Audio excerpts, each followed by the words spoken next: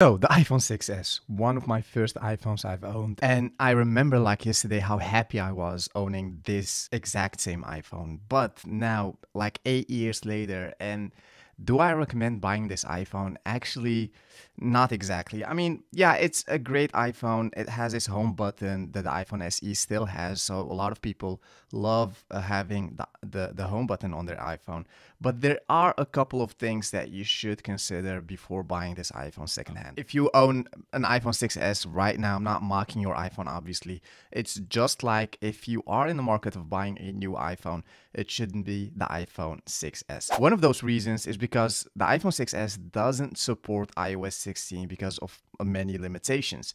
It supports up to iOS 15.7, I guess. In fact, if we go to settings, and I've already opened it, the latest iOS is iPhone 15.7 that I can download right now, but still it's not this iOS. It's not secure by Apple. You can have some malware in it. I always recommend you guys to download up to the latest iOS. So if there's an iOS release, always download it because it secures your iPhone. And it's beneficial for your iPhone for many reasons. I know some of those iOS updates are not that good. Sometimes they drain your battery, but overall they fix a lot of problems if you own an iPhone. But that's not all.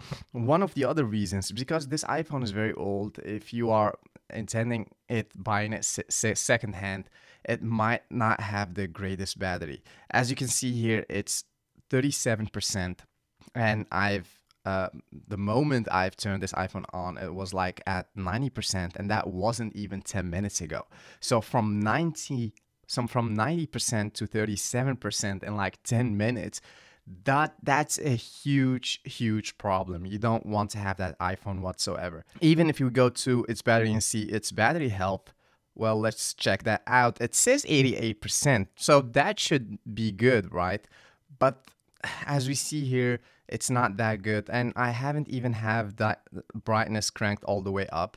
I'm not sure what that will do with the battery, but I don't have Bluetooth on or even cellular. I just have Wi-Fi on, and that's it. Maybe if I can turn on the low power modus, maybe that should save some battery, but you don't want to have that power modus on all the time. You just want to have it on once that battery reaches 20% or so. That's one of the biggest reasons why I wouldn't recommend buying this iPhone. It was a great iPhone for many years. I've loved it so much. I've made a lot of things on it, but sometimes it comes to an end, and that's, yeah, this year. I think the moment Apple stopped supporting iOS, the moment Apple stopped releasing iOS updates for this particular iPhone, that was the moment. Yeah, I stopped recommending this iPhone to others. So yeah, overall it looks good. As you see here, it's small. It fits right into your hand palms. It has this curved rounded edges, which are beautiful. I mean, mine is damaged a bit, as you see here, so that's something else that you need to take care of. Or that you need to consider when buying an iPhone. This iPhone scratches easier than you might think. Obviously, it felt a lot of times on the ground, but I've owned a lot of other iPhones, and many times I let them fall too, but the damages are not that great as this iPhone damages are. So yeah, one last thing I want to touch on. See this, the headphone jack. We haven't seen this in years. I kind of miss those days when you just could plug any headphones to your iPhone and not worrying about having a lightning headphones on you, so you could just attach any earbuds to it. Well, those days are gone, and obviously now we have the AirPods. So yeah, a lot of people don't use the headphone jack anymore. But yeah, it's very nice to see that the headphone jack's still there, and it reminds me of those days. But overall, will I recommend this iPhone? No.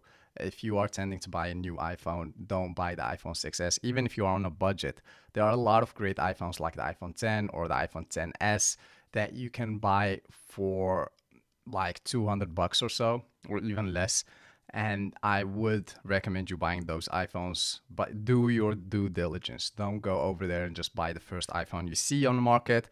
Just go over there. I've made many videos on what to look for when buying a second-hand iPhone. Just go check those videos out on my channel. And yeah, that's basically it. I hope you've liked this video. As always, leave a big thumbs up. Subscribe to this channel if you haven't already. Leave any questions in the comment section below, and I'll see you in the next time. Peace.